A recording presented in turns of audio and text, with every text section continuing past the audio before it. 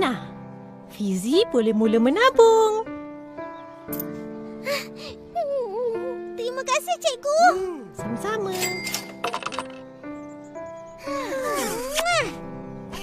Gol! Pantun bukan sukan. Alah, tak seronok lah. Boleh, bisa aja. Bagus kok. Korang nak masuk acara apa? Betul. Kau berdua bagi makan apa saja, semuanya sedap. Tolak batu dengan kayu je. Kalau batu dengan Nak balik dah. Buat 3 ayam golek. Cik Sing pun mau balik. Aku balik dulu. Dah lambat ni. Apa yang lambat? Habislah.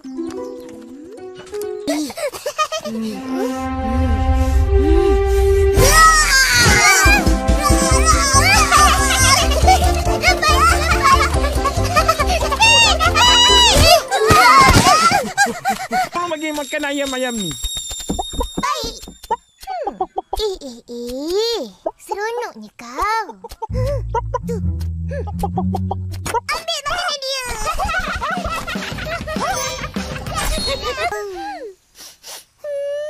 Sedapnya.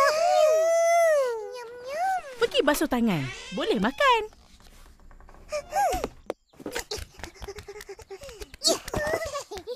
Kau nyampi.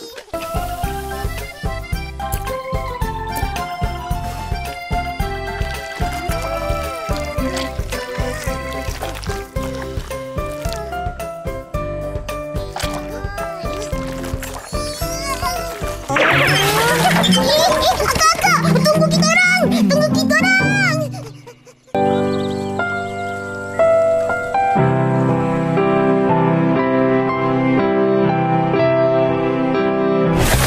Jom semayang berjemaah.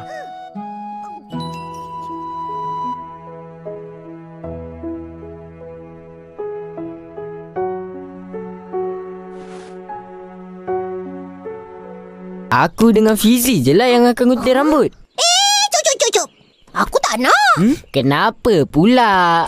Sebab aku tak nak. Saya dengan Susanti mau gunting rambut. Ya, benar.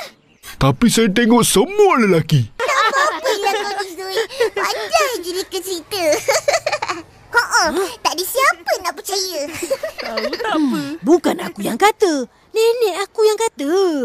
Aku cerita je. Tak percaya sudah. Dia terbang.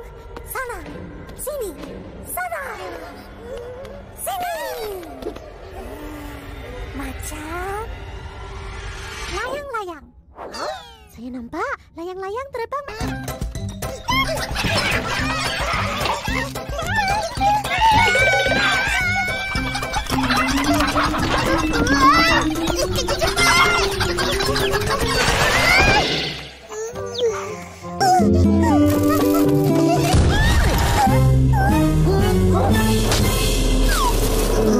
Jangan main kat sini. Rosak kebun opah. Pergi main kat depan.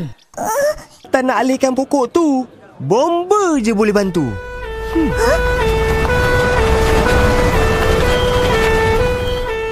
Sampai pun. Tuan, macam ni cerita.